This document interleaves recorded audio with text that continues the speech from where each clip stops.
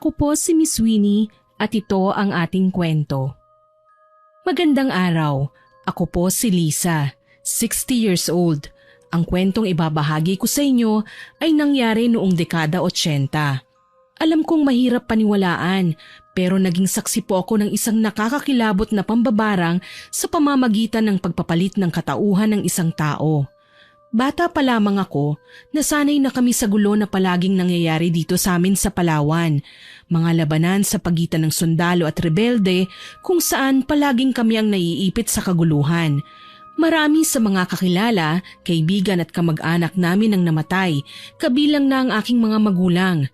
Nag-iisang anak lamang ako at masyadong masakit sa aking murang kaisipan na makita ang kalunos-lunos na kalagayan ng aking ama at ina. Ni hindi ko man lang sila mabigyan ng maayos na libing.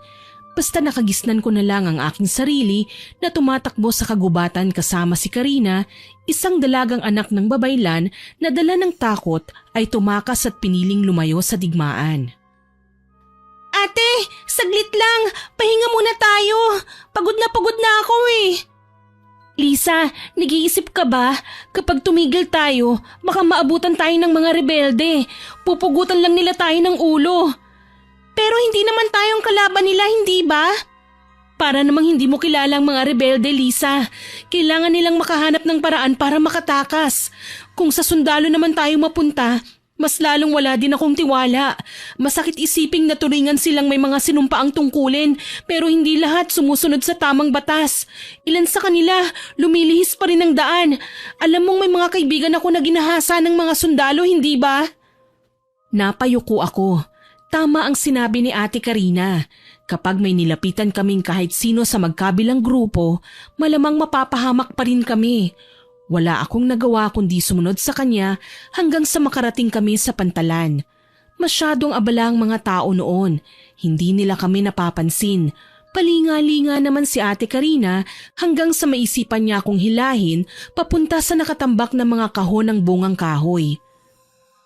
Kung magtatago tayo riyan, walang makakapansin sa atin. Kailangan na nating kumilos ngayon.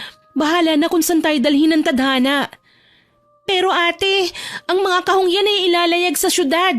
Hindi natin kabisado ang Maynila. Baka may mas masama pang mangyari sa atin doon. Kailangan nating makipagsapalaran, Lisa. Kesa naman gawin nila tayong alipin sa sarili nating lugar. Malalayo ako kina nanay. Hindi ko kakayanin, ate. Lisa, tumigil ka ha. Hindi ka mamamatay kung ilalayo kita saglit sa mga namayapa mong magulang. Kailangan nating mabuhay. Kabado man, wala akong nagawa kundi ang sumunod kay ate. Alam ko naman na hindi niya ako pababayaan. Siguro, tama siya. Tadhana na ang bahala sa amin. Lahat ng tao dumaranas ng matinding pagsubok. Pero hindi ako naniniwala na habang buhay, puro na lang pagdurusa ang mararanasan namin. Palihim nga kaming sumiksik sa nakabahig na mga kahon ng bungang kahoy na i-deliver sa Maynila. Isasakay ang mga ito sa barko kaya alam kong matatagalan pa bago kami makarating sa lugar na iyon. Kampante kaming walang makakahuli sa amin. Nasa huling bahagi ang kahon na pinagtataguan namin at natatakpan ng trapal. Walang sino man ang mag-aakalang may 2 taong nagkukubli sa bahaging yon para makipagsapalaran. Halos 1 linggo kaming nanatili sa barko. Panakaw din kasing lumalabas si Ate Karina sa aming pinagtataguan kapag kumakalam na ang aming tiyan. Kaya nalalaman niyang may mga pantalan pang dinadaanan ng barko para mag-akyat ng produkto. Nagnanakaw siya ng pagkain at tubig para makaipon kami ng lakas. Masama man kung iisipin pero maging ang mga pasahero na nasa loob din ng barko ay hindi nakakaligtas kay ate. Nagagawa niya ng paraan na makakuha ng pera. Kagaya na lang ngayon nang bumalik siya sa aming pinagtataguan na may mga dala ng perang papel at damit. Ate, ano yung mga yan? Imposible naman na hindi ka pa nakakakita kahit kailan ng pera. Ang ibig kong sabihin, saan po nanggaling? Ibinigay sa akin ng mga tao. Ate, magsabi ka ng totoo. Huminga ng malalim si Ate Karina at pinagmasdan ang suot niyang pulseras na sa pagkakaalam ko ay bigay ng kanyang namayapang ina. Ginamit ko ang kakayahan ko para makakuha ng pera at pagkain. Ate, bakit mo naman po ginawa yun? Siguro nakapasok at nakasakay tayo dito sa barko ng walang problema. Pero hindi naman pwedeng sumabay pa rin tayo sa mga kahon sa pagbaba. Kailangan din natin na magpanggap ng mga pasahero. Paano kapag nabuko tayo? Natatakot ako, ate. Ayoko nang tumakbo. Huwag kang mag-alala. Kailan ba kita pinabayaan? Hindi ko po itatanggi na dati pa ay alam ko na ang tungkol sa tagong kakayahan ni Ate Karina. Marunong siyang manghipnotismo at mambarang. Ito ang ipinagbabawal na gawain sa kanya ng yumaong ina dahil ang ginang ay isang babaylan na ang tanging ginagawa lang ay makipag-usap sa mga patay, anito at magdasal sa mga Diyos at Diyosa. May kakayahan silang bumuhay ng mga pumanaw na. Ilang beses ko nang nasaksihan ang nakakasindak na paraan ng pambabarang ni ate kaya hanggat maaari ayoko nang humantong pa siya sa ganon. Kalaunan, tuluyan na nga kaming dumaong sa pantalan ng Maynila. Maingay, mainit at magulo. Taas noo pa siyang naglalakad pababa ng barko. Ako naman ay tila sisiw na susunod-sunod lang sa kanya. Ibang simoy ng hangin sa Maynila, Lisa. Nangangamoy swerte. Talaga ba, ate? Oo naman, malayo na tayo sa mga mapang-abusong tao.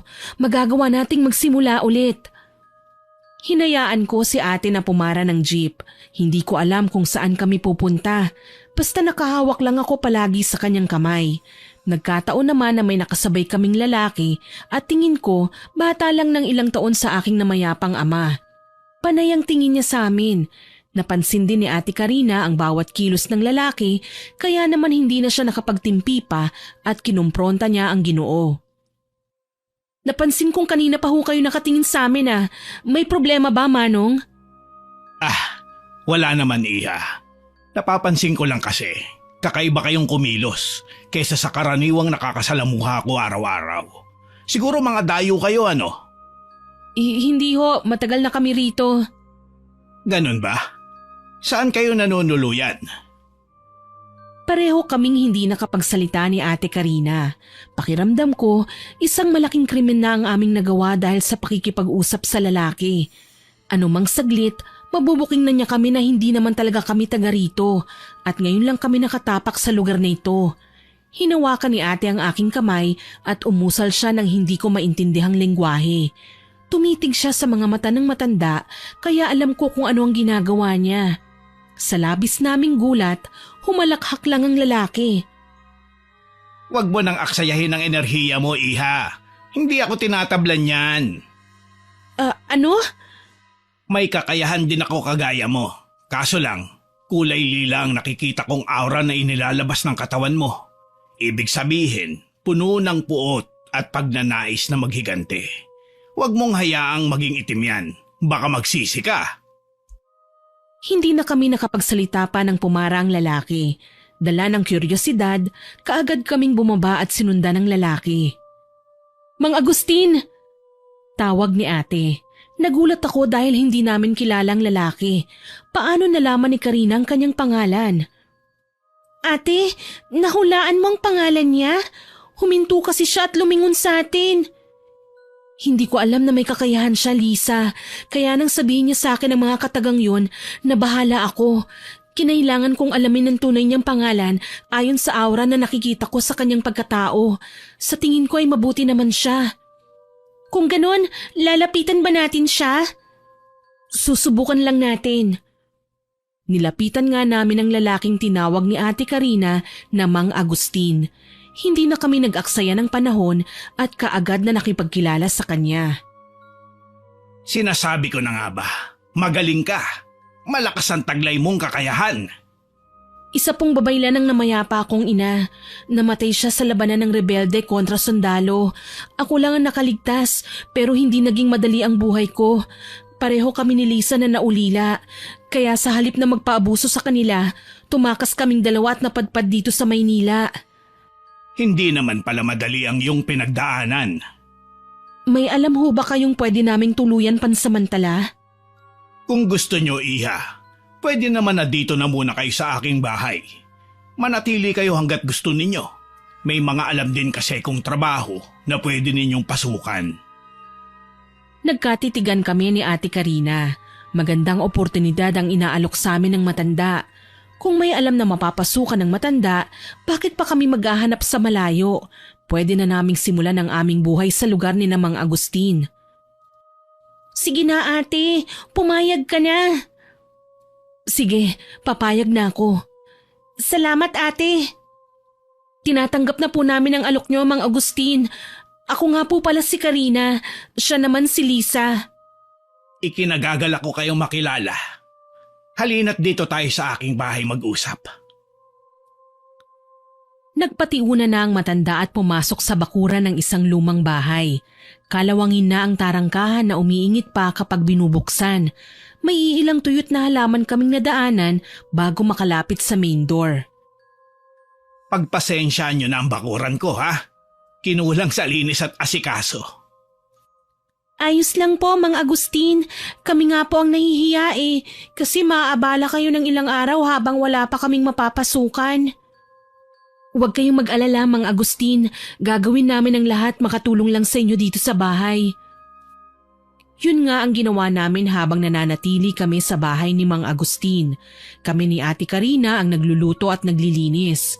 Ang Ginoo naman, napansin naming abala sa kanyang kwarto at madalas na ayaw magpaistorbo. Hanggang sa sumapit ang araw na may nahanap kaming trabaho. Papasok kaming kasambahay sa tahanan ng isang modelo na nakatira ilang bloke lang ang layo sa bahay ni Mang Agustin. Ang pangalan ng amo namin ay Sabrina. Para siyang manika nung una namin siyang makilala. Matangkad, maputi at makinis.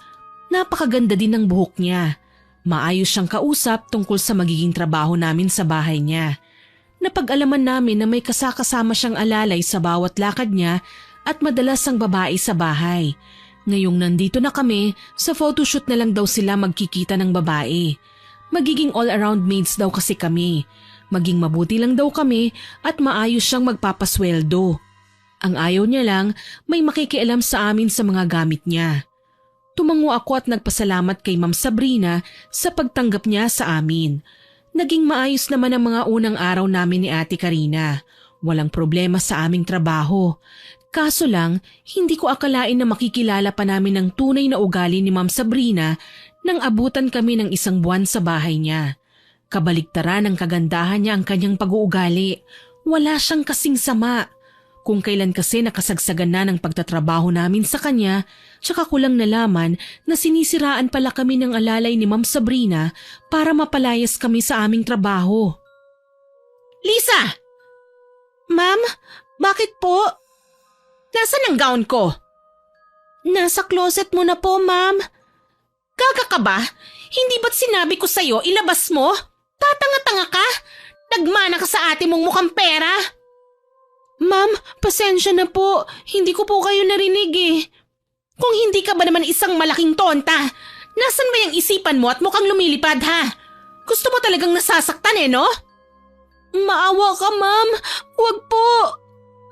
Lumagapak ang kanyang palad sa aking pisngi kahit gayon na lang ang pagtanggi ko. Sinaktan niya pa rin ako. Wala akong nagawa kundi ang umiyak. Wala akong matakbuhan ng mga sandaling yon dahil wala naman si Ate Karina sa bahay. Inutusan siya ng aming amo na bumili ng gulay sa palengke. Ang personal assistant lang ni Ma'am Sabrina ang naroon at nakangisi pa siya habang pinagmamasdan ako. Tila ba natutuwa siya sa ginagawa sa akin ng aming amo. Nangyari na ito maraming beses. Hindi ko naman siya magawang isumbong kay Ate Karina. Kilala ko kasi si ate. Alam kong gagamitin niya ang kanyang kakayahan para makapanakit na naman ng kapwa. Impit na lamang akong umiyak lalo na at hindi ko naman maintindihan kung bakit ako ang pinagdidiskitahan niya. Wala naman akong natatandaang mabigat kong kasalanan. Hindi naman maiiwasan na may konti akong pagkakamali pero hindi naman sapat para pagbuhatan niya ako ng kamay. Tahimik lang ako hanggang sa dumating si Ate Karina. Lisa, halika, may dala akong tinapay. Halika pagsaluhan natin. Ate, ayoko muna. Masama po kasi ang pakiramdam ko Bakit? Ano ba nangyari sa'yo? Teka, bakit may pasayang mukha mo? Nabangga po ako sa hagdan kanina sa kama madali, ate. Katangahan ko kaya ako nagkapasa. Napagalitan nga ako ni Ma'am Sabrina Hindi raw ako nag-iingat. Tinitigan ako ni ate na para bang tinatansya kung nagsasabi ba ako ng katotohanan. Hindi ko naman magawang tumitig sa kanya sa takot na baka kung ano ang makita niya sa mga mata ko. Magaling pa namang tumingin ng saloobin ng ate sa pamamagitan lang ng pagtitig sa mga mata. Malalaman niya kaagad na nagsisinungaling ako kaya kailangan maging maingat. Hindi naman sa kailangan kong magtiis sa lugar na ito, pero alam naming pareho ni ate na pangarap naming magbagong buhay. Kung sisirain ko yon dahil sa isang pagkakamali, babalik na naman kami sa simula. Ayokong madamay si ate sa mga palpak ko sa buhay. Lalong ayokong gamitin pa niya ang kakayahan para makapanakit ng tao. Sa susunod kasi mag-iingat ka na. Ayokong nakikitang may mga sugat o galos ka ha. Kahit abala ako sa trabaho, alam mo naman na nag-aalala pa rin ako sa'yo. Talaga ate?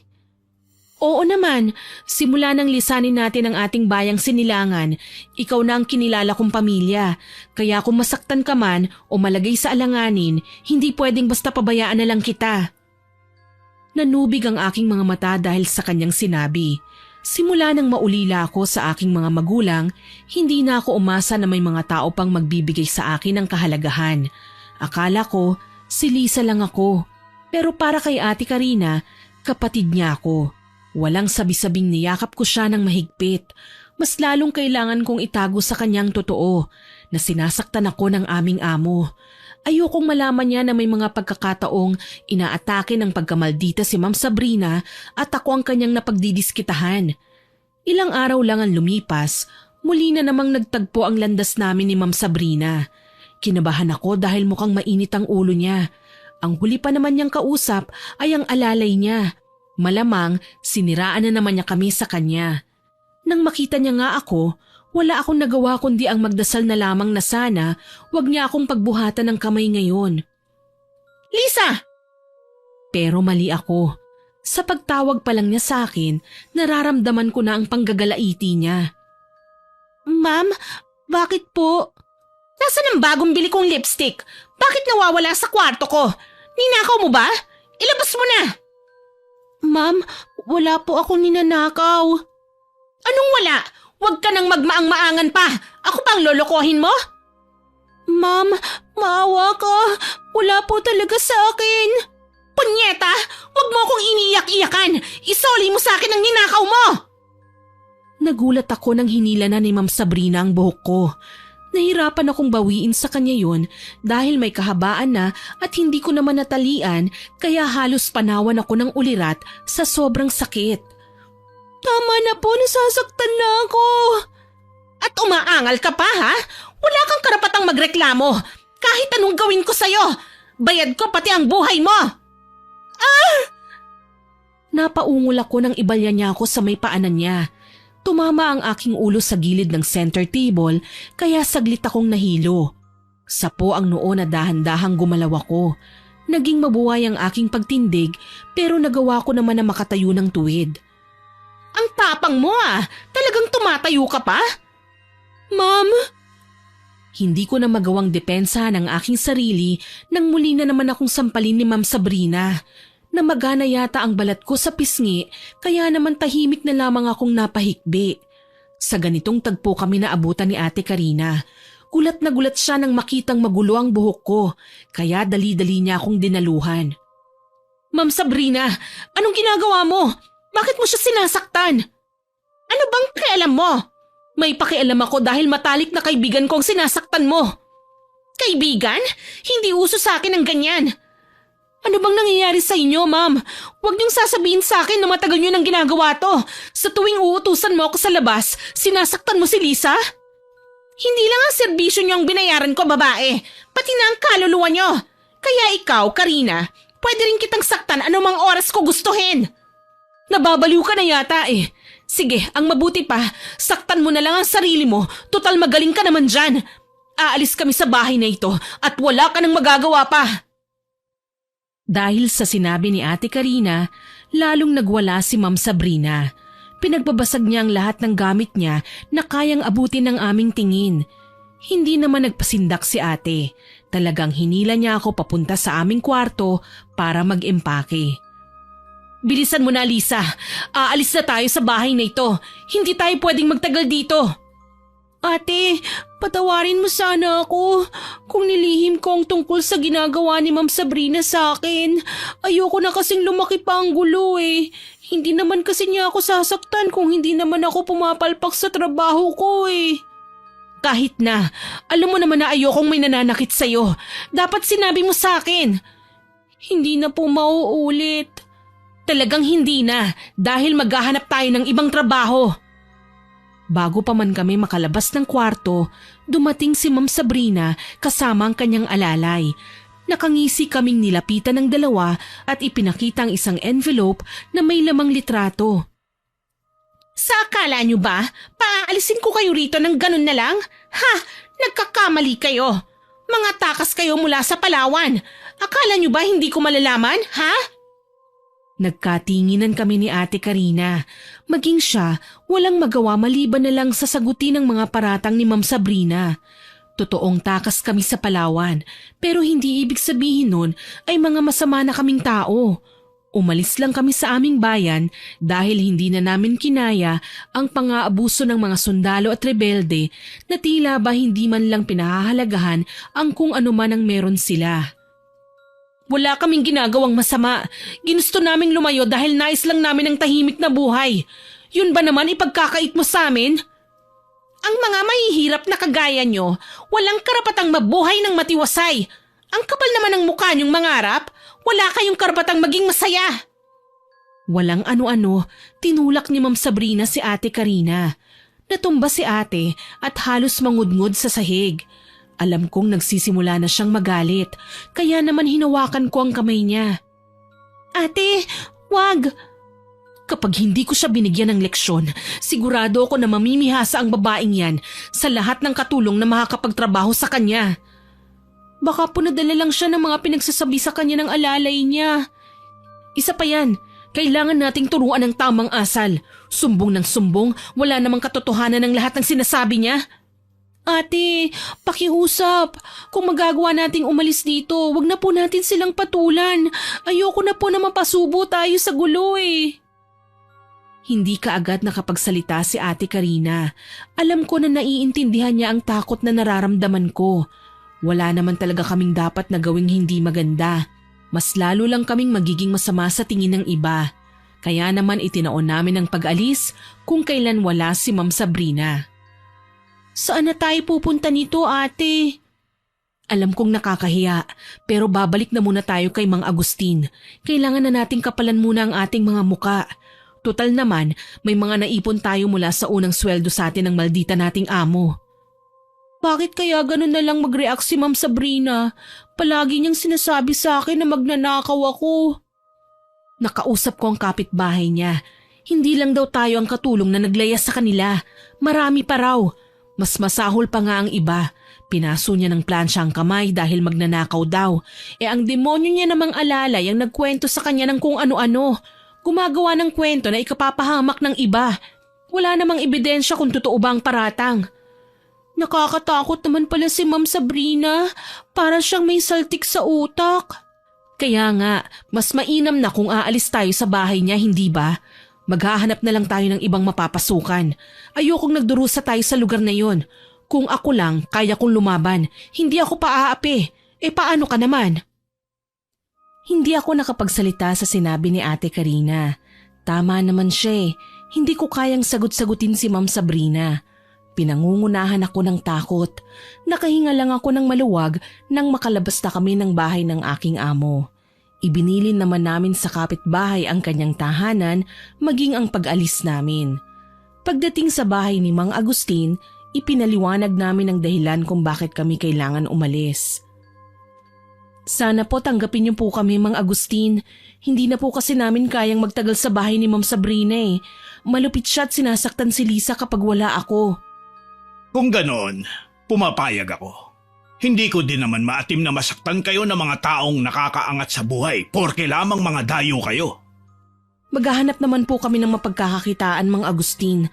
Ipinapangako ko po na hindi kami magiging pabigat sa inyo. Salamat naman kung ganon. Dahil nga ayaw na naming mamasukan ni ate bilang katulong, nag-isip naman kami kung paano magkakaroon ng mapagkakakitaan. Mabuti na lang, hindi kami aksayado sa pera nung nasa poder pa kami ng salbahin naming amo. May naipon kami na sapat para gamitin naming puhunan. Kinabukasan, namasyal kami sa labas. Naghanap kami ng munting pwesto na pwede naming upahan muna para mapaglagyan ng aming mga paninda. Dahil napansin kong maraming bata at mga tao sa labas na palakad-lakad, may mga nakatambay pa nga, naisip naming magluto ng barbecue tsaka fishball. Hindi man kami nakahanap ng pwesto pero may mga mabubuting kapitbahay si Mang Agustin na ginawan kami ng stall. Ang bait naman ng mga kapitbahay natin, ano ate? Oo nga, natutuwa ako't hindi lahat ng tao katulad ni Sabrina na mahilig sa gulo at iskandalo. Sana naman, wag na niya tayong guguluhin ngayon. Kahit kakarampot ang kita natin dito, ayos naman kasi marami tayong makakasama. May naglalaro pa sa tapat natin at palabati ang mga bata. Tama ka, Lisa. Lahat ng ipinagkait sa atin noon nung nasa Palawan pa lang tayo, magagawa nating maranasan ngayon. Ngumiti na lamang ako bilang tugon. Kahit papaano, gumaan ang aking pakiramdam. Baliwala na ang sakit at sugat na dinanas ko kay Ma'am Sabrina. Ngayong malayo na ako sa kanya, magiging okay na ako kahit papano.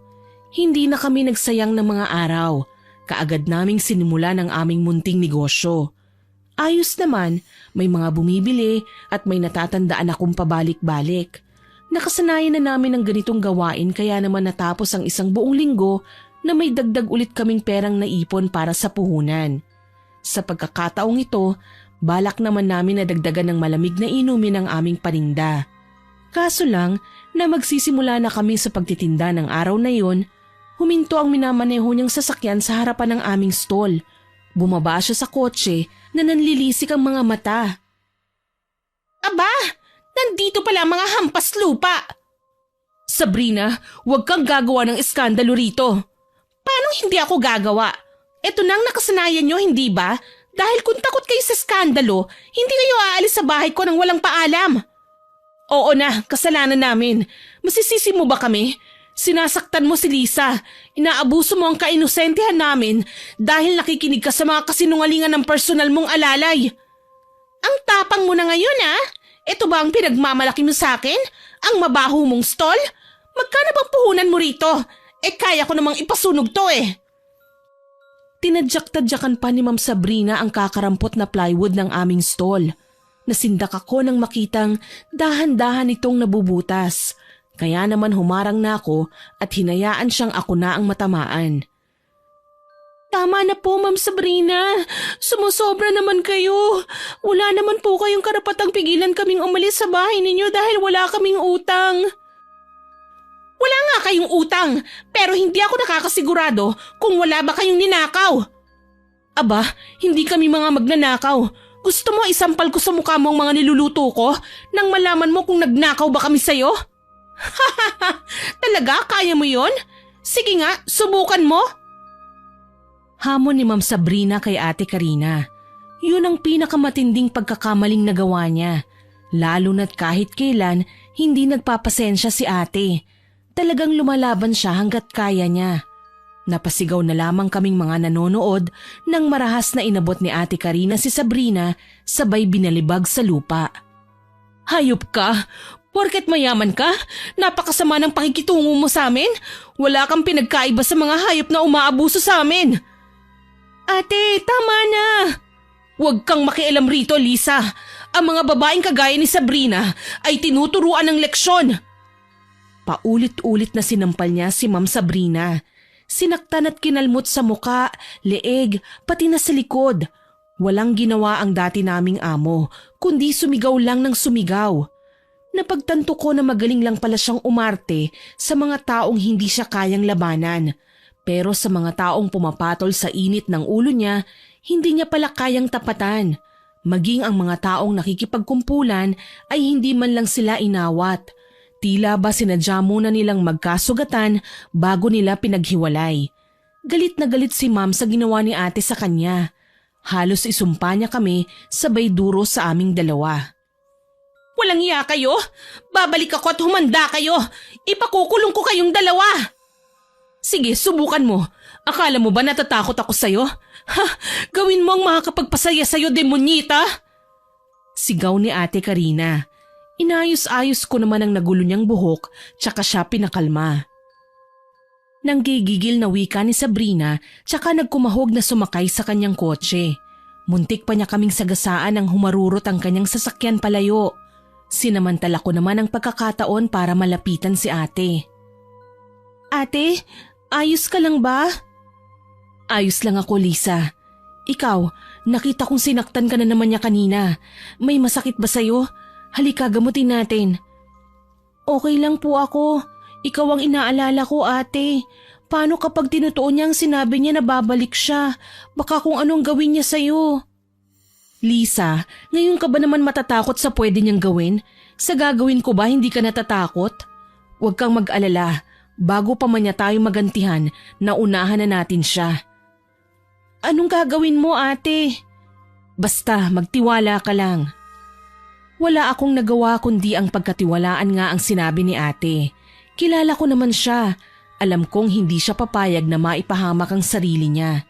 Pero hindi ko akalaing makikita ko ang pinaka nakakasindak na gawain kahit kailan hindi ko pa napapatunayang totoo. Ang gamitin niya ang kakayahan niyang mambabarang. Lisa, dito ka lang ha. May gagawin akong importante. Ate, hindi ba pwedeng sumama na lang ako sa'yo? Alam mo naman na hindi ko ipagkakalat sa ibang tungkol sa mga ritual na gagawin mo eh. Sige, pagbibigyan kita. Pero kapag nagtanong sa'yo si Mang Agustin, wala kang sasabihin ha? Pangako ate, mananahimik ako. O siya, bitbitin mo ang kandila. Kailangan natin yan para sa orasyon. Dinampot ko nga ang 13 itim na kandilang nakalagay sa supot.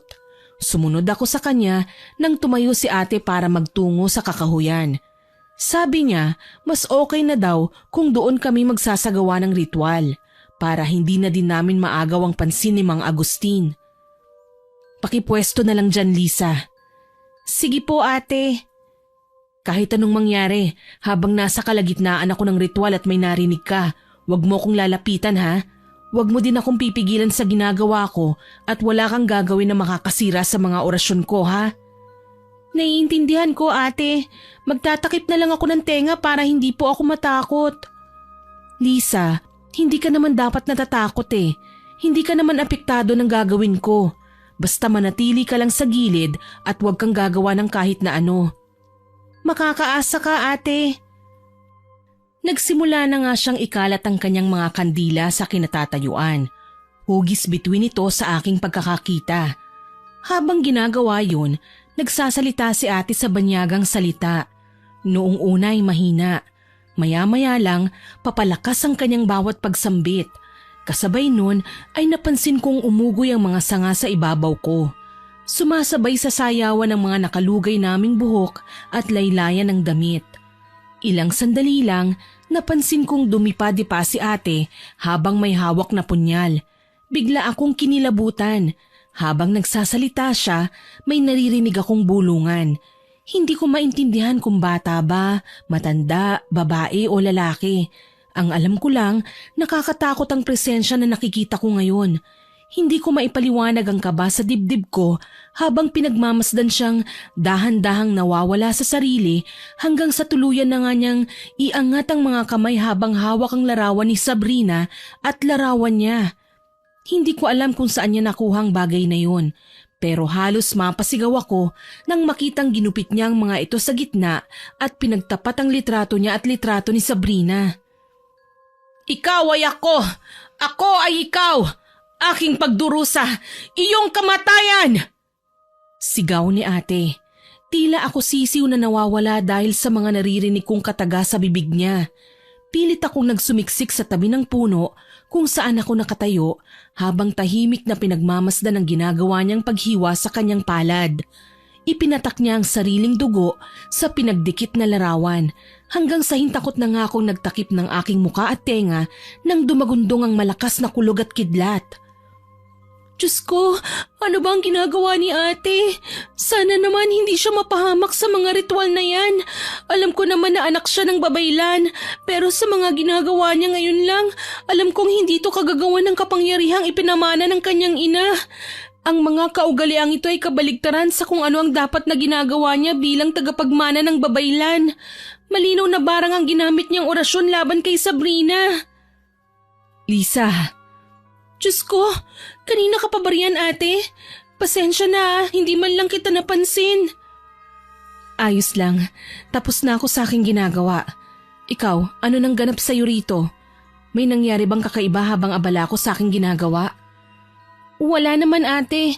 Huwag mo po akong alalahanin. Umuwi na tayo kung ganon. Magpapahinga tayo at sa mga susunod na araw, may malaking pagbabagong magaganap sa ating buhay.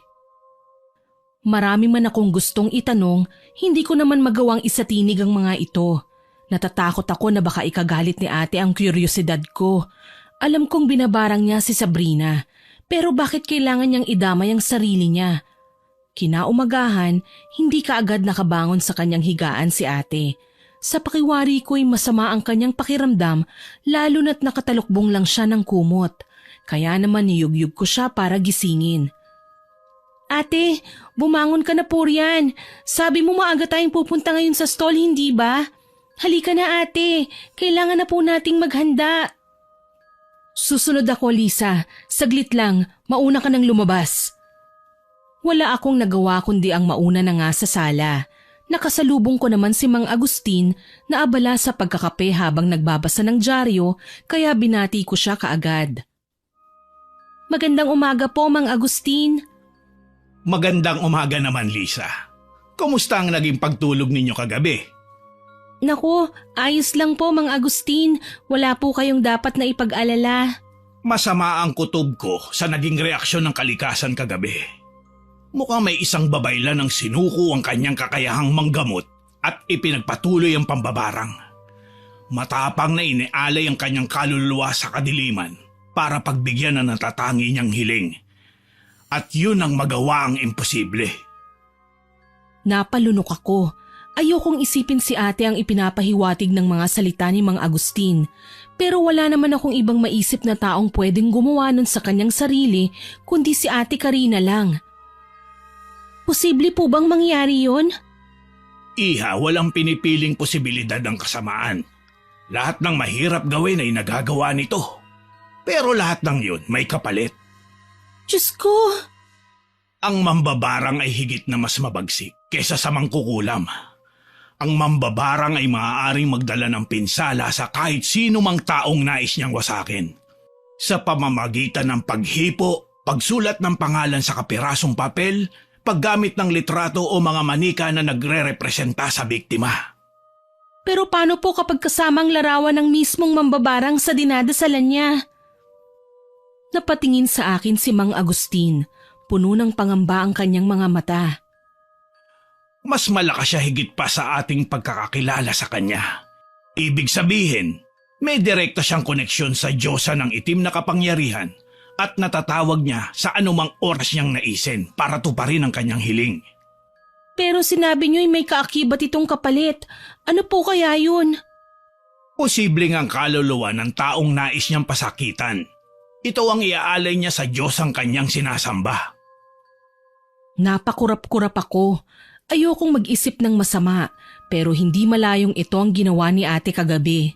Magsasalita pa sana ako kaso lang namataan ko siyang pababa na ng hagdan. Oh, bakit natahimik kayo? Mukhang mahalaga ang inyong pinag-uusapan dahil napakaseryoso ng inyong mga muka. Wala naman po ate. Nagpapaturo lamang ako kay Mang Agustin kung paano ba manggamot ang mga albularyo. Sa labis kong gulat, hindi sinegundahan ni Mang Agustin ang aking sinabi. Nakakaamoy siya ng pagdududa kay ate na kaagad niyang nilapitan at tinitigan mula ulo hanggang paa. Ano ang ginawa mo, Karina? Mang Agustin, kumalma po kayo. Wala akong ginagawa na pwedeng ikasama niyo ng aking pinakamamahal na si Lisa. Wala. Kung dati lila ang kulay ng aurang nakikita ko noon, ngayon ay naging itim na. Ngayon sabihin mo sa akin, anong ginawa mo? Ginawa kong nararapat, Mang Agustin, kaya pakiusap, huwag kayong makikialam sa ginagawa ko. Alam mong peligroso ang pakikipagkasundo mo sa Diyosa ng pambabarang. Bakit kailangan mo mag-alay ng kaluluwa sa kanya? Lahat ng ginagawa ko ay para sa ikabubuti namin ni Lisa, Mang Agustin. Kaya sana, wag niyo na kaming papansinin. Hindi naman ito makakaapekto sa inyo eh. Huwag ninyong sasabihin na hindi ko kayo binalaan. Wika ng matanda sabay talikod sa amin. Napatingin naman ako kay ate at napansin ko siya na tila ba may sakit. Anong nangyayari sa'yo, Ate Karina? Namumutla ka at nangangalumata. Hindi ka ba nakatulog ng maayos kagabi? Nakatulog ako ng mahimbing, Lisa. Huwag mo na akong alalahanin pa. Medyo napagod lang ako nitong mga nakaraang araw. Tumango ako kahit hindi kumbinsido. Wala pa rin naman akong magagawa, lalo na at kahit ilang beses pang itanggi ni ate ang aking napapansin, hindi niya pa rin ito bibigyan ng atensyon. Lumakad na din kaagad kami pagkatapos naming mag-agahan. Naging abala kami sa stall dahil iilan sa namimili ay ginagawa ng ulam sa umaga ang barbecue. Nagdagdag din kami ng iba pang putahe kagaya ng bopis at adobong atay ng manok. Naging mabili ang aming stall sa nakalipas na araw. Nakapag-ipon kami at nadagdagan ng panibagong stall sa tabi ng barbecuehan. Buong akala namin magtutuloy-tuloy na ang swerteng dumating sa aming buhay. Ngunit nagulat ako ng isang araw, bumagsak na lang bigla si Ate Karina sa kinauupuan habang nagmamadali kami sa pag-aagahan. Diyos ko, ate, anong nangyayari sa'yo? Huwag mo akong alalahanin, Lisa. Bantayan mo si Sabrina at baka sumugod siya rito sa bahay.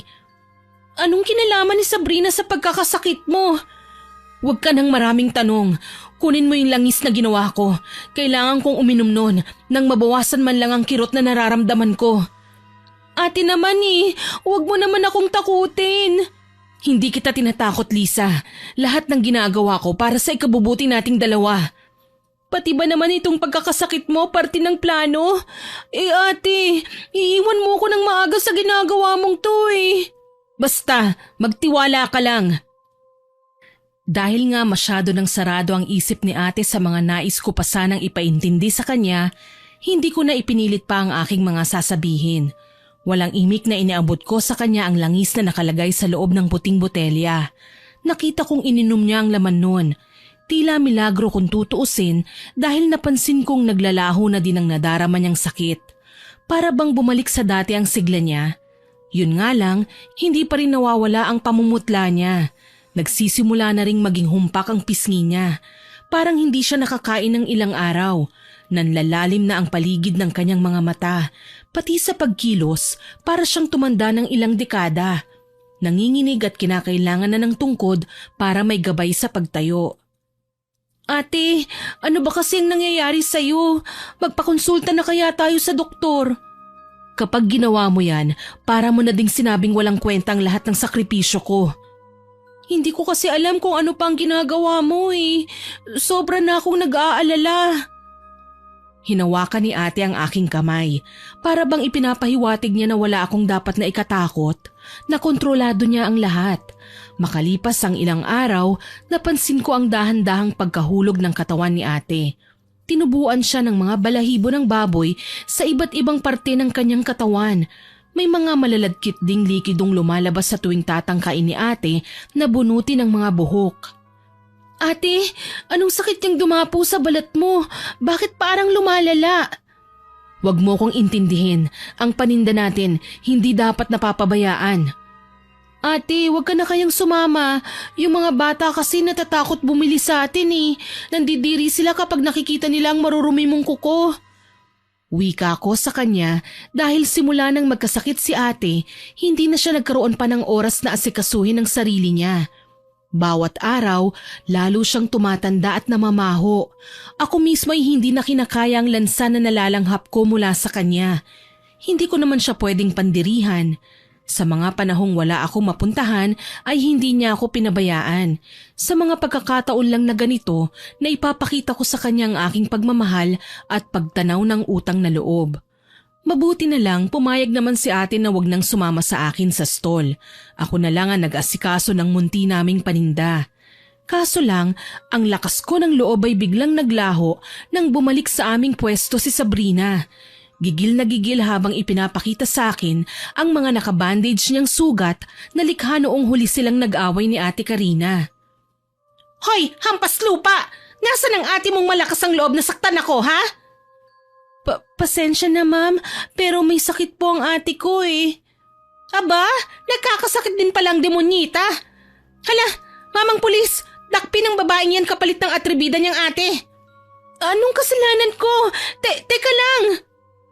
Aba, teka lang. Ano nangyayari rito? Ma'am Sabrina, anong kalokohan to? Bakit mo pinadadampot sa mga pulis si Lisa? Abay, minor de edad yang sinasaktan mo ah! Nagulat ako sa biglaang pagdating ni Mang Agustin. Hindi ko rin inaasahan na dedepensahan niya ako sa dati kong amo. Magkakilala pala sila. Tuloy, nagpalipat-lipat ang aking tingin sa kanilang dalawa. Aba, to the rescue ang dati kong hardinero ah. Nasa binitawan mo ng katagayon, Ma'am Sabrina. Dati, ibig sabihin, hindi mo na ako trabahador ngayon. Wala ka ng karapatang lait-laitin ako. Ha? Wala? Sigurado ka? Buhay daga ka pa rin, Mang Agustin. Wala ka pang maipagmamayabang sa akin, kaya wala kang karapatang magmalaki. Ang mga kagaya niyong hampas lupa ay nararapat lang na tingalain ng isang bituing kagaya ko. Dahil sa aking narinig, nag-init ang aking ulo. Ayos lang kung kutsain niya ako, pero ang isama niya si Mang Agustin sa kagagawan niya ay kalabisan na. Hindi ako sanay na pumatol sa matatanda, pero sa pagkakataong yon, nagulat ako nang marahas ko siyang naitulak. Nang mga sandaling ito, nagsinghapan na naman ang mga taong nasa paligid at nagsimula ulit na magkumpulan. Tila nakakita sila ng maaksyong palabas na hindi nila pwedeng palagpasin. Ay, anong problema mo? Talagang pinapakita mo ang pagiging asal hayop mo, no? Ano bang kinakagalit mo sa amin? Hindi ka pa ba makaget over dahil nilayasan ka namin? Wala kang karapatang pigilan kami dahil baliw ka. Sinasaktan mo ang mga empleyado mo. Inaabuso mo ang kabutihan namin. Masahol ka pa sa hampas lupa. Aba, at sumasagot ka pa? Akmang iaangat niya ang kanan niyang palad para gawaran ako ng sampal ng matigilan siya. Nanlilisik ang mga mata kong napatingin sa kanya. Hindi ka na nahiya. Talagang papatol ka sa matanda, pati na sa bata. Parang wala kang pinag-aralan na. Ano naman ang meron sa pulis na kasama mo? Gagamitin mong panakot sa amin? Mahiya ka naman. Naturingan kang modelo. Wala namang katiting na magandang ugali ang dapat nagayahin sa'yo. Singhal ko sa kanya. Dalayatan ng labis niyang pagkapahiya, marahas siyang humakbang papalapit sa akin at sinampal ako ng kay lakas. Hindi ko alam kung anong aking dapat na maramdaman. Namanhid na kasi ang aking pisngi o maging ang aking pagkatao. Simula nang dumating kami dito sa Maynila, ang pag-asa na inaasam naming kakapitan ay napalitan ng kamalasan, kalupitan at pasakit mula sa babaeng inakala namin natutulong sa aming mga suliranin. Wala siyang pinagkaiba sa mga masasamang tao na pilit tumutugi sa amin. Nagdilim ang paningin ko nang ang malapad niyang palad ang lumapat sa aking pisngi. Tuloy, hinarap ko siya at hindi na nakapagpigil pa. Ako na mismo ang sumabunot kay Sabrina. Mahigpit ang ginawa kong pagkakahila sa buhok niya kaya hindi niya magawang makawala sa akin. Nagsigawan ang mga tao habang pinanonood nila kami na nagkakagulo. Hindi ako papayag na basta na lang magpadaig sa mga taong walang respeto kagaya ng babaeng nasa harapan ko. Maging ang mga pulis, walang nagawa kundi pito lang ng pito para wag lumapit ng husto ang mga taong nakikiusyoso. Akala yata makakaya akong talunin ng maarting si Sabrina. Walang yaka? Bitiwan mo ako! Masahol ka pa sa ate mong baliw! Ano ba? Nasasaktan na ako! Bakit ako ba hindi mo sinasaktan? Hayop ka! Ang kapal ng mukha mong pagbuhatan ako ng kamay. Nanay ko nga hindi ako kailanman pinalo eh. Kapag nakawala ako sa kamandag ng mga kuko mo, isinusumpa ako. Papatayin kita. Os, baka naman ikaw ang mamatay. Halos kalbuhin ko si Sabrina sa labis kong galit sa kanya. Hindi ko na nga siya matawag sa kahit na anong karespe-respetong katawagan. Gigil na gigil akong pugutan na siya ng ulo. Kaso lang naalala kong hindi ako kriminal na kagaya niya. Dahil sa labis na panggagalaiti, marahas ko siyang binitawan. Hinayaan ko siyang humalik sa lupa. Pinunasan ko ang maluha-luha kong mga mata tsaka siya nanginginig na dinuro. May paglalagyan ng pagiging mapagmataas mo, Sabrina. Hindi porket dukha kami, may karapatan ka ng tapakan ng aming pagkatao. Ang kapal naman ng mukha mo. Talagang nagsayang ka pa ng oras para lang puntahan kami. Para sirain ang pangalan mo dahil lang sa ayaw mo sa amin. Dahil nanggigigil ka sa presensya namin. Swerte ka, nabubuhay ka na nasa palad mo na ang lahat. Hindi mo na kailangan mamuhay ng sobrang hirap. Ang swerte mo nga pero pinagtsatsagaan mo pa rin kami. Sana makarma ka. Kinalbo mo akong hayop ka! Bakit? Gusto mo pa? Porke wala si ate rito, ako naman ang sinasalbahi mo? Hindi na kayo dapat nag-e-exist sa lugar na ito. Pasensya na, wala kang magagawa. Hindi mo pagmamayari ang mundo. Tinalikuran ko si Sabrina at dali-daling sinara ang stall. Dahil may mga icebox naman ako, hindi na ako nag-atubiling hakutin ang aking mga paninda at lumayo sa pinagkukumpulan ng tao. Magiging mas mainit lang ang sitwasyon kung magtatagal pa ako ron. Si Mang Agustin naman, kaagad akong sinundan. Hindi ko po alam na amo niyo rin pala si Sabrina. Oo. Kaso lang huminto ako sa pagtatrabaho sa kanya nang madiskubre ko ang magaspang niyang ugali. Sinasaktan din po ba niya kayo? Insultuhin? Oo. Pero saktan? Hindi. Naaawa lang ako sa mga katulong niya na palagi niyang pinagbubuhatan ng mga kamay. Ibig pong sabihin, dati na siyang nananakit? Oo.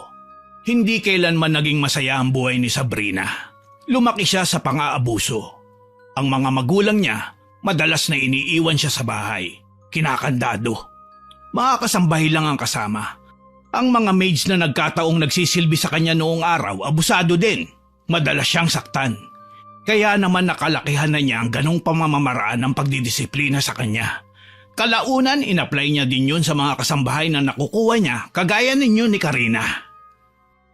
Napayuko ako. Malambot ang puso ko kapag napag-uusapan ng tungkol sa mga taong dumaan sa matinding pagmamalupit. Pero hindi namin kasalanan ang nangyari sa kanya. Dapat pa nga gawin niya ang lahat, wag lang makaranas ang kapwa niya ng pananakit. Dahil alam niyang hindi yun madali. Pero mukhang mas ikinasisiya pa ni Sabrina na makakita ng mga taong nasasaktan. Siya nga po pala, Mang Agustin, napasunod kayo sa akin sa pwesto. Ano pong kailangan niyo? Gusto lang sana kitang tanungin tungkol sa pinaggagagawa ng ate mo. Bakit po? Nakita ko kasi siya na dahan-dahang naglalakad papunta sa kakahuyan kanina. Gusto ko sana siyang sundan, kaso lang, hindi ko magawa. May mabigat na puwersang pumipigil sa akin na pumasok sa kakahuyan. May alam ka ba sa posibleng ginagawa ni Karina doon? Pasensya na po, Mang Agustin, pero wala po akong alam Patawarin nawa ako ng Panginoon pero nangako ako kay Ate Karina na wala akong pagsasabihan na kahit sino tungkol sa kanyang ginawa. Wala din naman akong magagawa kundi hayaan na lamang siya. Tutal, sinabihan na niya ako na makakamit din namin ng tagumpay sa hindi ko malamang kababalaghan na ginawa niya. Maghintay lang daw ako. Pag-uwi namin sa bahay, nagimbal ako nang makita si ate na gumagapang na lang papunta sa kanyang kama. Natatarantang inalalayan ko siya. Samantalang si Mang Agustin naman, hindi ko na napigilan na magsagawa ng pagtatawas dahil anya, nag-aalala siya sa kalagayan ni ate. Huwag mo na akong gamutin, Mang Agustin. Iha, kahit sa maliit man lang na bagay, matulungan kita. Hindi ko alam kung bakit ka nagkakaganyan. Alam ko naman na may kakayahan ka na gamutin ang iyong sarili. Bakit hindi mo magawa? Malapit na akong lumipat. Hayaan niyo na ako. Ate, magpagamot ka na kay Mang Agustin. Maawa ka naman sa sarili mo. Pakiusap. Ilang beses na ba kitang pinagsabihan, Lisa? Huwag na kasing matigas ang iyong ulo. Wala akong nagawa kundi ang umiyak habang pinagmamasdan siya. Ibang-iba na ang kanyang kalagayan ngayon. Para na siyang patay na naghihintay na lamang ng araw ng paglilibing. Sa huli, palihim na lamang ang ginagawa naming paggamot kay ate. Hindi ko kasi alam kung ano pang klaseng orasyon ang kaya niyang gawin. Duda ko, nagkamali siya sa ginawang pambabarang. Heto siya't nanghihina, samantalang si Sabrina masigla at nagmamayabang. Dahil na din sa karamdaman ni ate, 2 araw akong hindi nagtinda sa stall. Nanatili ako sa bahay para alagaan si ate Karina. Kaso lang, muling dumating ang pulis na kasama ni Sabrina noong nakaraang araw. Sa pagkakataong ito, may dala na silang warrant of arrest laban sa akin. Umangal ako syempre, minor de edad lang ako at hindi pwedeng ikulong sa bilangguan. Anong kalokohan ito, Chip? Hindi pa ako sasama sa inyo. Walang minor de edad na nakukulong. Tama si Lisa. Saka mga bulag ba kayo, sir? Kayo ang nagdala kay Sabrina sa pinangyarihan ng kaguluhan. Siya ang pasimuno ng away. Bakit hindi siya ang hulihin nyo? Siguro binayaran kayo ng babaeng yun. Nagulat kami nang magtawanan ng 2 lalaki. Sabi nila kung sino ang may pambayad sa kanila ang siyang sasambahin nila. Galit na galit ako noon. Ang mga taong ito na dapat sana ay maging mabuting ehemplo namin ang nagiging pasimuno pa ng kabalastugan. Hindi ko naman nila lahat, pero ang mga taong gaya nila na nagpunta sa amin ay walang matinong batas na sinusunod. Poposasan na sana nila ako nang tumayo si Ate Karina sa kabila ng panghihina ng kanyang katawan. Iniangat ang 2 kamay at siya ang sumama sa mga pulis. Umangal ako pero wala akong nagawa. Oras na, Lisa. Magkikita tayo ulit. Huwag kang mag-alala. Abay sir, wala naman yata ito sa protocol ninyo. Bakit ninyo huli na may sakit? Bawal ang ginagawa ninyo. Isusumbong ko kayo sa hepe ninyo. Mang Agustin! Hinarang ko ang aking sarili nang makita kong bumunot ng baril ang isa sa mga pulis at itinutok sa matanda. Sabi pa nila, wala kami sa posisyon para magtanong. Kung gusto raw namin na makalabas ng kulungan si ate, magbayad kami ng danyos para iurong ni Sabrina ang demanda. Napaiyak na lamang ako nang isinakay nila si Ate Karina sa kotse ng pulisya. Para masiguradong magiging okay lang siya doon, kailangan ko siyang sundan.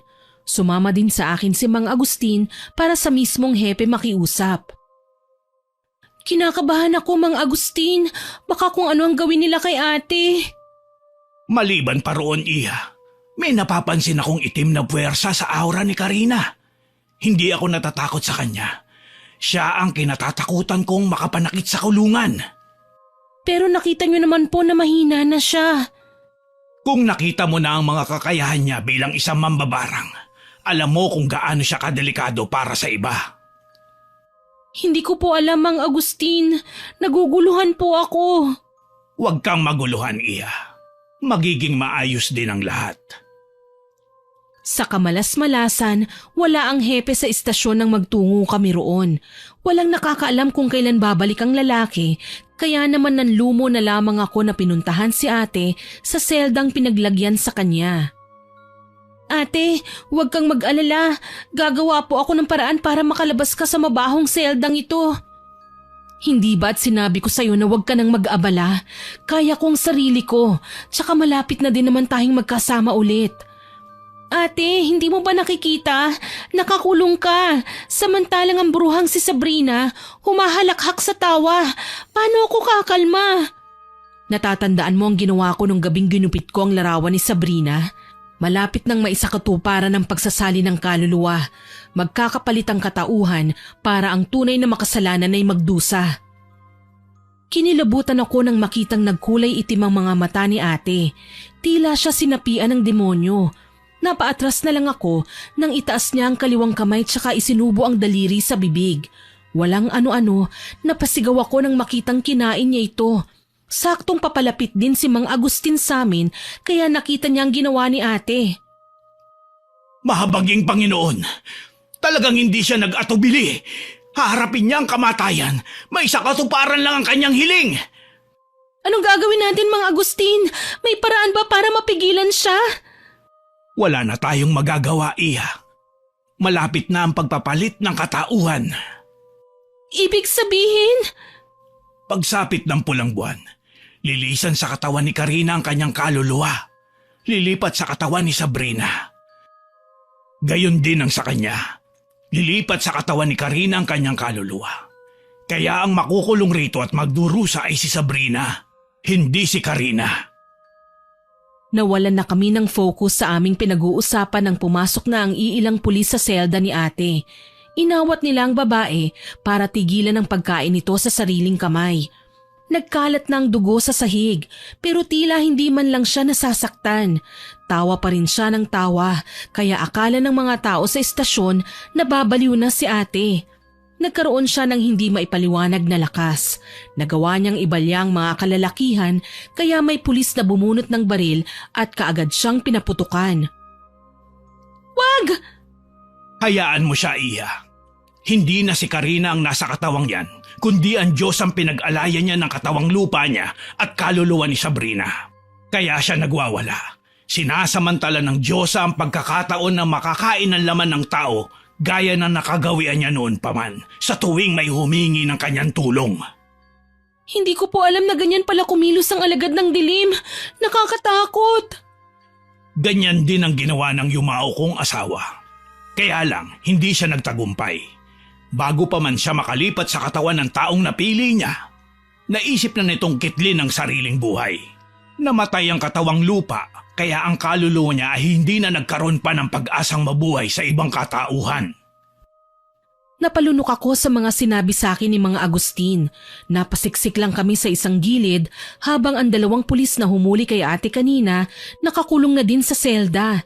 Hindi na sila inilabas ng kanilang mga kasama sa takot na makawala ang katawan ni ate at sa labas pa maghasik ng lagim. Ilang beses na kasi nilang binaril ang babae, ngunit tila hindi man lang siya tinatablan. Napaluha na lang ako nang makita ang dalawa na tila kinakatay na baboy habang binubutas ng sinapian ng kanilang mga dibdib. Ang ibang preso ay natakot pero nagpapasalamat na din na hindi sila nagkasama sa seldang kinaroroonan ni ate. Labis na kasindak-sindak ang pangyayaring yun. Mabuti na lang, tumigil din kalaunan si ate. Tigmak sa dugo ang kanyang muka pero hindi na siya gumagalaw. Nasa tabi niya ang dalawang bangkay. Ayaw namang lumapit ng mga pulis sa selda niya at baka may hablutin na naman ang babae. Nararamdaman ko, wala na ang sumapi sa kanyang katawan. Wala na din si Karina. Ang nasa loob ng katawan na yan ay ang ipinalit bilang alay sa Diyosa. Si Sabrina ba, Mang Agustin? Subukan mong lapitan. Kausapin mo siya. Tignan natin kung tama ba ang hinala ko. Kagaya nga ng sinabi sa akin ni Mang Agustin, lumapit ako kay ate Karina. Nagulat ako nang makitang naampat na ang dugo sa kamay niya. Ate Karina? Kumurap-kurap si ate Karina. Pilit akong kinikilala. Maya-maya pa, nanlaki ang kanyang mga mata. Ano ka ngayon? Nakakulong ka na, hampas lupa! Hindi ako nakakulong kundi ikaw, Sabrina! Wika ko sa pangalan niya. Nanlaki ang mga mata ni Sabrina. Napalingon-lingon sa paligid. Nang mapagtanto, nagsisigaw siya. Anong nangyari? Huli kong natatandaan, nasa kotse ako at nagmamaneho. Anong ginagawa ko rito? Ano? Pinatay mo ang dalawang pulis na humuli sa ate ko, kaya ka nakakulong. Hindi totoo yan! Hindi! Niloloko mo lang ako! Hayop ka talaga! Nagmana ka sa ate mo! Sa tingin ko, hindi ka na makakalabas dyan. Mamamatay kang bulok sa lugar na yan, Sabrina. Mga peste kayo! Bakit suot ko ang damit ng ate mong mabaho? Imbis na patulan siya, hindi ko na lamang pinansin si Sabrina. Malinaw na wala na nga si ate Karina sa katawan niya. Pumalit na ang bruhildang si Sabrina kaya wala na akong dapat pang ipaliwanag sa kanya. Habang papalayo ako, naririnig ko ang pagsisigaw ni Sabrina sa loob ng selda. Lalo na nung makita niya ang bangkay ng dalawang pulis na pinatay niya kani-kanina lang. Anong ginawa niyo? Siguro mambabarang kayo. Hindi ito ang tunay na ako. Pakawalan niyo ako rito. Nang makalabas na kami ni Mang Agustin sa istasyon ng pulis, sumalubong naman sa amin ang nagkakagulong mga tao. Ayon sa bulong-bulungan, na aksidente ang minamanehong sasakyan ni Sabrina. Sa kasalukuyan, isinugod ang dalaga sa ospital kaya naman nag-alala rin kami ni Mang Agustin. Alam ko kasi na si ate na ang nasa katawan ng babae. Lalo na at ang tunay na Sabrina ay nasa presinto na at nakakulong. Sa tingin mo ba, Mang Agustin, ayos lang kung puntahan natin si ate? Oo, pero hindi na muna tayo magpapakita.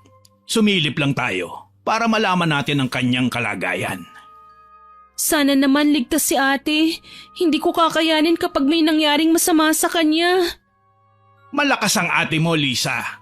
Naniniwala ako na magagawa niyang makaligtas. Ang hindi ko lang matanggap, kinailangan niyang pagdaanan ng lahat ng bagay na ito. Hindi ako sang-ayon noon dahil naranasan na ito ng aking yumaong asawa. Ngunit ngayon, nakita ko na ang resulta ng kanyang ginawa. Wala akong magagawa kundi tanggapin ito. Kahit kasi peligroso, hindi niya sinukuan. Mabait si ate, Mang Agustin. Alam niyo yan. Hindi ko lang alam na may balak pala siyang gawin ang bagay na ito sa pamamagitan ng pambabarang. Tama ka. Mabait ang ate mo. At sa dami ng inapi ni Sabrina, naisip niyang ito ang pinakamabisang paraan para matigil ang kanyang kasamaan. Isang aral na matutunan man ay wala nang magbabago. Lahat ng nawala sa isang tao, hindi na kailanman may ibabalik. Pinuntahan namin si ate sa ospital kung saan siya nakakonfine. Nasa ICU siya at inaasikaso ng mga doktor. Nasa mukha niya pa rin ang anyo ni Sabrina, pero alam ko hindi na siya magiging kasing sama ng dati. Kaluluwa na ni ate ang nakatatak sa kanyang kaibuturan. O paano? Umuwi na tayo. Sige po, Mang Agustin. Umuwi kami ni Mang Agustin na laylay ang aking balikat. Ngayon pa lang namimiss ko na si ate. Ang problema lang, hindi kami basta makalapit sa kanya. Kung hindi man mga kaibigan o kaanak ni Sabrina ang nagbabantay sa kanya sa labas ng kwarto, mga media naman ang nakaantabay sa kanyang kalagayan. Ayaw kong basta na lang magpakita para ipakilala kung sino ako. Palihim na lang akong sumisilip hanggat walang nakatingin. Nag-iiwan ng liham na umaasa akong mababasa din niya. Halos 1 buwan din na nakakonfine si ate. Isang araw, napagpasyahan ko siyang dalawin. Nagulat ako dahil wala na siya sa ICU. Nang tanungin ko naman ang ibang nurse, ang sabi kinuha siya ng natitira niyang pamilya at inilipat ng ibang ospital. Mas lalo akong nalungkot sa aking nalaman. Dahil dito, nawalan ako ng choice kundi ang dalawin ng tunay na Sabrina sa kulungan. Malayo pa lang ako, bayolente na ang babae. Halos hindi nga siya makahinga ng matino habang mabagsik niya akong tinapunan ng tingin. Bumalik ang hampas lupa. Ano, may solusyon ka na kung paano ako makakabalik sa tunay kong katawan? Wala, hindi naman ako mambabarang. Mga hayop kasi kayo eh. Anong kababalaghan ba ang ginawa niyo para magkandaletse-letse ang buhay ko? Hindi mo ba talaga kayang tanggapin na sa katawang yan ka na mamamalagi habang buhay? Hindi ako papayag. Namimiss ko si Ate Karina kaya kita pinuntahan. Kaso lang, magkaiba ang ugali nyo. Hinding-hindi ka magiging siya kahit na nasa iyo ang mukha niya. Sa tingin mo, sino naman ang magkaka-interes na makuha ang katawang ito? Ayoko, mamamatay na muna ako. Alam mo, Sabrina, masarap ang mabuhay sa mundo. Alam kong naging mahirap din ang pinagdaanan mo noon, pero hindi ibig sabihin nun, pwede mo nang pagdusahin ang iba sa mga naranasan mo dati. May magagawa ka pa para magbago. Sa labis kong gulat, yumuko si Sabrina. Tahimik na umiyak. Tsaka ko lang nalaman na mukhang wala na nga siyang pag-asa nang buksan niya ang botones sa bandang dibdib ng damit niya. Kinilabutan ako nang makita ang butas sa ibabaw ng kanyang puso, kung saan nabubulok na ang bandang yon at inuuod. Kababakasan ng takot ang kanyang muka, kay bilis na napalitan ng kaninang nanggagalaiti niyang reaksyon. Naaagnas na ang katawang ito, Lisa. Gustuhin ko mang humingi ng tawad, magbago, mukhang mahirap nang mangyari. Mamamatay na ako. Huwag mong sabihin yan. Naniniwala ako na mabait ka. Baka pwede ko pang kumbinsihin si ate na ibalik sa iyo ang katawan mo. Ayoko nang umasa pa. Nalungkot ako sa kanyang sinabi, kaya naman naisip kong kausapin si Mang Agustin. Ipinaliwanag ko sa kanya na nagsisisi na si Sabrina sa ginawa niya sa amin. Sa katunayan, nangako siyang sakali man na babalik na ang kaluluwa niya sa kanyang katawan, tutulungan niya kami sa aming pangkabuhayan at iuurong na ang kasong isinampa niya laban sa ate ko. Napaiyak ako sa tuwa, pero hindi si Mang Agustin. Iha, mahirap nang tugunan ang kahilingan ni Sabrina. na ipagpalit na ang kanilang mga katawan. Ang kaluluwa niya ay hinihintay na lamang ng Diyos ang pinag-alayan ni Karina para kunin anumang oras. Huli na ang lahat para sa kanya. Gustuhin man niya magbago, hindi niya na mababawi ang nawala sa kanya. Mamamatay siyang nakakulong sa katawan ni Karina. Ang pagkaagnas ng kanyang dibdib ay simbolo ng pagkilala sa alay. Diyos ko! Wala tayong magagawa maliban sa pagdarasal na lamang, Iha. Kung ganun po, hindi ko ipagdadamot kay Sabrina ang aking mga dasal. Malungkot kong pahayag. Nagdasal nga ako hanggang sa lumipas ulit ang ilang araw. Nakatanggap ako ng balita mula sa mga pulis na pumanaw na raw si Sabrina sa kulungan. Hindi na niya kinaya ang karamdamang dumapo sa kanya kung saan buhay pa siya ay naaagnas na ang kanyang buong katawan. Ako ang inimporma ng mga pulis dahil wala naman silang ideya na hindi si ate ang namatay kung hindi si Sabrina talaga. Gayunpaman, nagkasundo kami ni Mang Agustin na gawaran siya ng maayos na libing. Kahit yun man lang ay maibigay ko, pambawi din sa mga naging kasalanan ko sa kanya. Sadyang mahiwaga ang pambabarang, Iha. Maraming pwedeng gawin. Mapuksa lang ang taong kinamumuhian natin. Kaya nilang kumonekta sa mga patay, sa mga Diyos ng kamatayan para lang saktan ang mga taong nais nilang magdusa. Pwede silang mabaliw, magkasakit o mawala sa sarili. Ika nga, sapian para pumatay.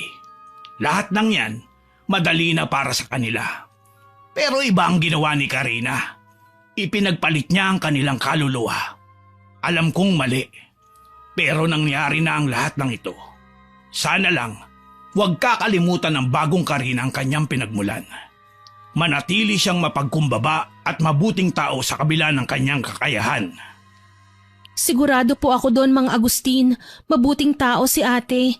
Kaso lang po, nag-aalala ako sa kanya. Hindi ko na siya nakikita. Wala na din siya sa ospital na pinagdalhan sa kanya. Huwag kang mag-alala. Babalik siya. Hindi kanya nakakalimutan.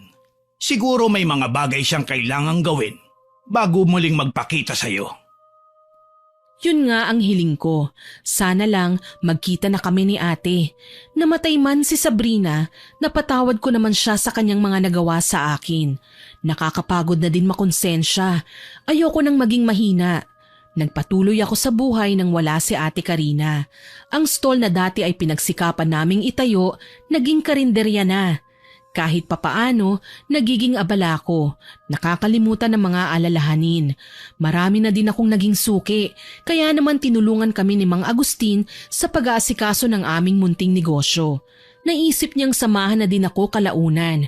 Nagpapasalamat na din ako dahil itinuring niya akong parang tunay na anak. 3 buwan lang ang matuling lumipas. Nagulat ako nang isang kotse ang huminto sa harap ng aming karinderya. Naguhugas ako noon ng plato kaya si Mang Agustin na ang sumalubong sa inaakala naming customer. Kaso lang, malinaw kong narinig ang sinabi ng matanda. Sabrina, buhay ka? Dahil doon, nanginginig na lumabas ako ng kusina at nagtungo sa kainan. Halos malaglag ang aking panga nang makita ang napakagandang babaeng nakatayo sa aming harapan. May malawak na ngiti at nangungulilang tingin. Ma'am Sabrina? Nakakatampo naman kayo. Saglit lang ako nawala eh.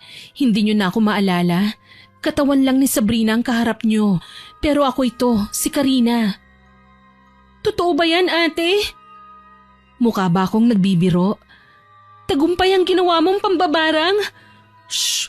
Huwag mo nang babanggitin ang bagay na yan simula ngayon. Matagal ko nang hindi ginagawa ang bagay na yon. Dahil lumipat na ako sa ibang katawan, kailangan kong kalimutan lahat ng aking nakagawian, pati na ang paggamit ng kapangyarihang itim. Dahan-dahang pumatak ang aking luha. Sa dami ng aming pinagdaanan, heto pa rin kami, mukhang magkakasama pa rin ni ate. Sa pagkakataong ito, makakamit na nga namin ang tunay na kaligayahan. Hindi na ako nakagalaw pa nang yakapin niya ako ng mahigpit. Umiyak na lang ako ng umiyak hanggang sa matuyuan na ang aking mga mata ng luha. Ngayon ka pa ba iiyak? Wala nang magpapahirap sa atin. Nagawan ko na ng paraan. Pero ate, nakukonsensya ako. Nagsisi kasi siya sa huli. Humingi siya ng tawad. Alam ko, Lisa, Pero huli na para ibalik ang mga nangyari. Ang klase ng barang na iginawad ko sa kanya ay higit pa sa sumpa. Wala nang bawian. Kahit magsisi pa siya o humingi ng tawad. Ang magagawa na lang natin ngayon, pahalagahan at ingatan ang mga bagay na meron siya. Pagpapaintindi sa akin ni ate, tinanggap ko ng maluwag sa aking puso ang lahat ng kanyang paliwanag. Lahat tayo nagkakamali naman. Pero iba si ate, pinahahalagahan niya ang kanyang pagkakamali at ginagawang aral para magsilbing alaala na naging matatag kami at mabuting tao dahil kailangan naming ituwid ang mga nagawa naming pagkakamali noong araw. Nakapag-asawa ako at nagkaanak sa paglipas ng panahon. Ang dati naming karinderya ay mas lumago pa at naging restaurant. Sa ngayon ay may 3 ng branches na hindi ko napapangalanan. Si Ate Karina naman, pensyonado na at kasalukuyang nagbabakasyon sa Boracay. Si Mang Agustin naman, pumanaw sa edad na 81, 3 taon na ang nakararaan. Ang bahay at lupa niya ay pinamana niya sa akin na matagumpay ko namang naisailalim sa restoration at nagsilbing ancestral house namin ng aking pamilya. Hanggang dito na lamang po. More power po sa inyong channel at God bless. Naway nagustuhan niyo ang aking ibinahaging kwento. Hanggang sa muli, ako po si Miss Winnie na nagpapasalamat sa inyong pakikinig.